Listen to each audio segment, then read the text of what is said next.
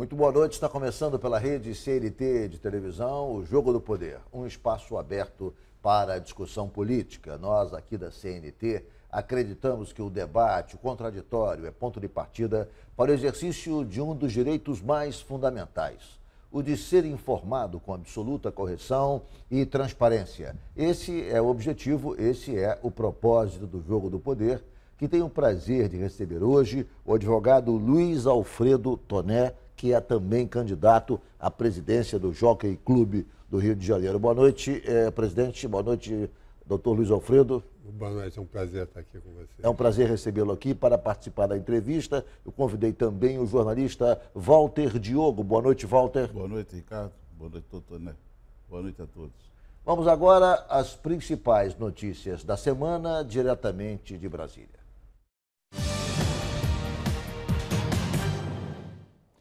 Olá, eu sou José Marcelo Santos, direto de Brasília, com o resumo das principais notícias da semana.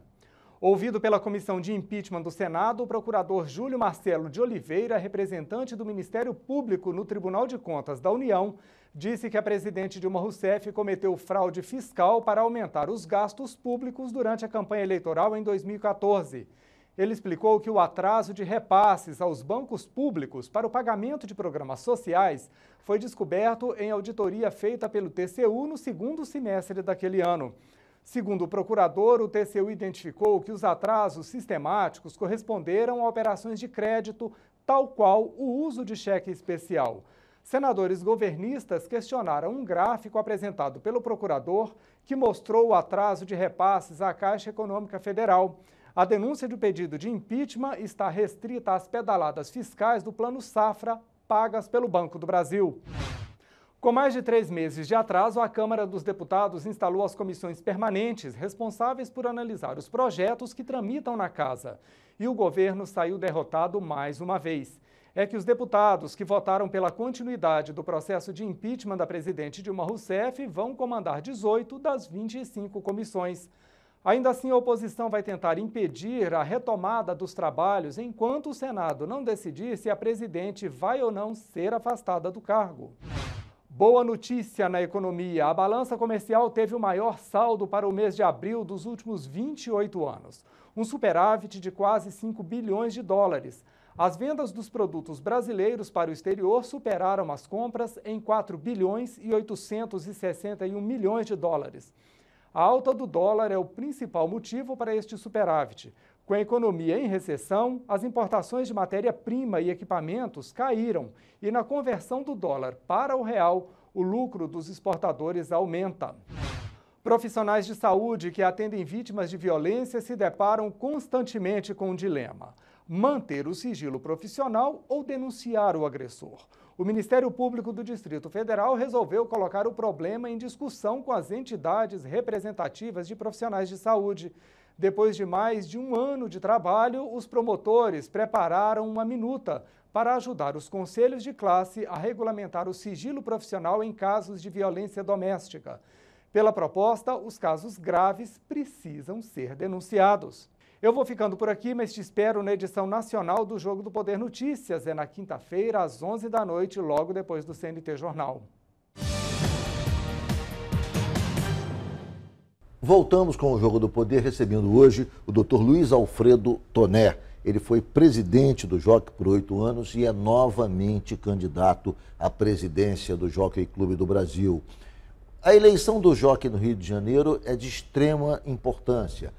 Há quem diga que é a segunda eleição mais importante da cidade. A primeira, obviamente, é da prefeitura, do prefeito, e a segunda é da diretoria do Jockey. Tal a importância social do clube na vida do Rio de Janeiro. Doutor Toné, por que razão o senhor é novamente candidato à presidência do Jockey? Eu fui presidente do Jockey de 2000 a 2008 e depois teve um presidente de 2008 a 2012 e agora de 2012 a 2016. E a administração atual tem sido palco de algumas críticas, algumas restrições em alguns aspectos relevantes da gestão do Jockey Clube Brasileiro. Que aspectos são esses, doutor Toné? Em alguns aspectos, como, por exemplo, existe no Jockey, desde 1989, foi criada a taxa de manutenção para os sócios pagarem mensalmente.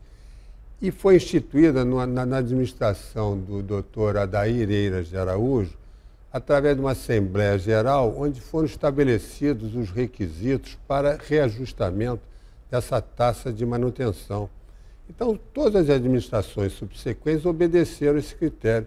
E na administração atual, houve um aumento de 42% em relação a essa taxa de manutenção, que gerou muita insatisfação dos sócios e também porque passou a ser atribuição do Conselho Consultivo e não da Assembleia Geral dos Sócios. Então, um novo aumento poderia surgir em função de uma deliberação do Conselho e que os sócios passariam a não ter nenhuma influência ou voto para decidir se é bom ou ruim esse aumento da taxa de manutenção. Então, esse foi um dado muito relevante que me levou, diante da insistência dos sócios, a me candidatar. Também houve outro problema, entre outros, que foi o problema da sede social no centro da cidade, que foi fechada, os sócios perderam o direito de frequentar o restaurante do Jockey, que há 30 anos que os sócios frequentavam diariamente, que trabalham na cidade, e foi fechado, porque houve um projeto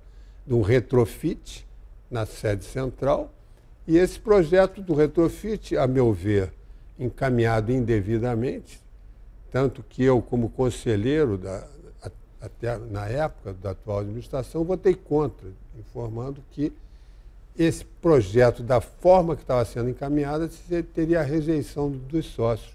E, de fato, foi submetido à Assembleia, os sócios rejeitaram esse projeto e a sede está fechada até hoje. Presidente, doutor Luiz Alfredo, que é candidato à presidência, obviamente que tem questões administrativas, das quais o senhor discorda, o senhor já aqui apresentou algumas delas, existem questões pontuais. Mas o Brasil está imerso numa crise política e é fundamentalmente uma crise ética. Eu diria que, eu queria saber do senhor qual é a análise ética do ponto de vista da transparência da atual gestão. O senhor apresentou aqui alguns pontos de discordância em relação a decisões administrativas. O que eu quero saber é o seguinte: o senhor acha que a atual gestão do Jockey é transparente e respeita, digamos, os parâmetros éticos que devem ser adotados num clube da importância e da magnitude do Jockey Clube? Não, eu diria que a atual administração não tem tido nenhuma transparência quanto às suas decisões, às suas atividades, e com isso também gera um grande protesto dos sócios que vê as coisas acontecendo e não tem conhecimento. Parece assim, em termos de eleição, agora, de um mês para cá, que começou a haver informação, determinados fatos, etc., que durante 3 anos nunca aconteceram. Então, a falta de transparência é evidente. Há alguns atos, digamos, da atual administração que podem revelar, digamos, essa falta de transparência, decisões não muito claras, de razões não muito objetivas, que foram tomadas, que suspeitam esse tipo de dúvida sobre, digamos, o caráter ético da decisão? O senhor poderia citar algumas aqui? Eu posso citar algumas. Por exemplo, foi feita uma piscina, construíram uma piscina na sede da Lagoa. Então houve grande questionamento sobre o custo dessa piscina. Qual foi o custo da piscina? Foi em torno de 8 milhões. 8 milhões o valor da piscina. E em contrapartida, quer dizer, na época que eu fui presidente, foi feita a construção da sede da Lagoa, que era um desejo, era uma promessa dos ex-presidentes, todos desde 1980, não concluída, e que na minha gestão, eu como campanha, eu prometi essa construção, concluí, e imediatamente após a conclusão, eu mandei uma carta a todos os sócios, discriminando item por item das despesas, inclusive despesa de R$100, de R$200, etc., de modo que criou-se um ambiente entre os sócios de que havia uma grande transparência. E com a atual administração, essa transparência não prosseguiu, diria eu. E também o problema da austeridade, quer dizer, tem muitas queixas de viagens, por exemplo... Internacionais? Viagens internacionais. Eu, por exemplo, na minha gestão, eu jamais fiz uma viagem que não fosse por minha conta. Quer dizer, o Jockey Clube Brasileiro jamais pagou uma passagem, uma hospedagem, uma diária, uma alimentação. Fala-se também, eu não sei se é procedente, em gastos exorbitantes, em jantares, em hotéis internacionais, hotéis 5 estrelas, todos eles subsidiados por verbas oficiais do Jockey, que seria enfim, uma gastança sem limite. Isso é procedente, doutor? É procedente. Isso foi divulgado um determinado evento no Hotel Fasano, com custo elevadíssimo, e gastaram... Quer dizer, então, o que acontece, quer dizer, fazendo a comparação, na minha época como presidente, havia um rigor absoluto quanto aos custos.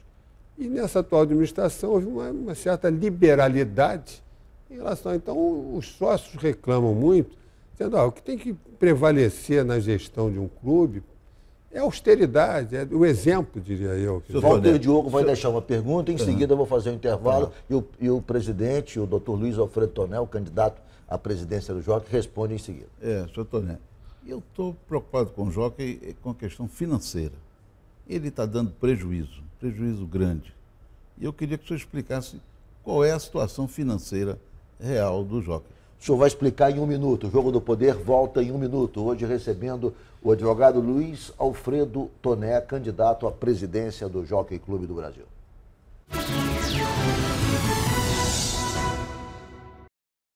Claro.